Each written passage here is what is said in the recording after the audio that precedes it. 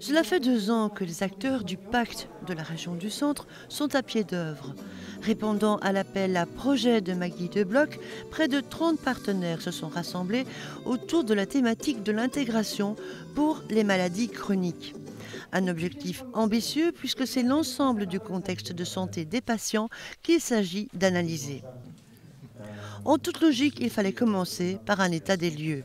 La première action du plan d'action, c'est effectivement le cadastre sur le territoire. Ça ne veut pas dire qu'on part de rien, bien entendu. Il y a des cadastres qui existent, mais la question, c'est d'effectivement consolider tout ça et de voir comment faire passer un message simple et accessible aux citoyens.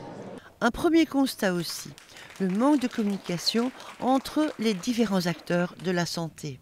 C'est malheureusement une réalité. C'est vrai qu'on a souvent fonctionné, on va dire, plutôt par silo, c'est-à-dire les soins spécialisés parlent entre eux, la première ligne parle entre elles, les soins à domicile parlent entre eux, et qu'on est dans une petite révolution, puisqu'effectivement maintenant, la question des maladies chroniques, elle est à l'ordre du jour, et c'est pas spécifiquement lié au territoire, c'est de façon générale, et ce sont des patients qui demandent en fait une meilleure communication, que ce soit au domicile, jusqu'aux soins spécialisés et où le patient en fait est au centre de son projet. La crainte des associations de patients, c'est qu'on crée un bidule en plus. En réalité, il existe énormément de systèmes, de niches pour lesquelles il existe effectivement un pacte pour les patients atteints de telle pathologie ou de telle autre pathologie. Les grosses difficultés pour la plupart des patients, mais aussi pour les prestataires, c'est de savoir tout ce qui existe. Il est important de penser autrement.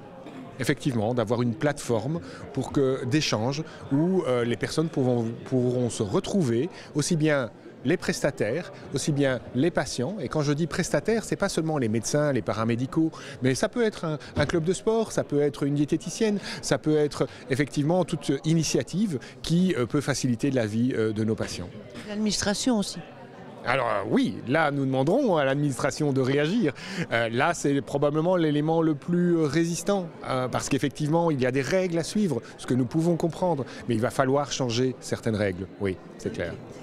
Au bout de ces 2 premières années, le pacte de la région du Centre peut déjà se targuer d'être à l'origine de changements notables. Qu'est-ce qui a déjà changé depuis 2 ans? C'est qu'effectivement, on a travaillé avec des représentants des prestataires, mais aussi des associations de patients, et qu'à l'issue de cette réflexion sur des actions qui vont renforcer en fait l'offre pour les patients, eh bien, ils s'engagent à travailler mieux ensemble et ils s'engagent à travailler en collaboration avec les patients. Bien entendu, le patient il garde toujours sa liberté et donc c'est des patients qui ont envie de s'engager dans une nouvelle façon de concevoir leur projet de santé. Ce projet est un projet pilote. 3 communes s'y sont inscrites, la Louvière, Binche et Morlanoué. Et au niveau pathologique, le projet est limité au niveau des pathologies neurologiques. Ces 2 axes, géographiques et pathologiques, sont des postulats de départ. Ils seront sans doute élargis dans le futur.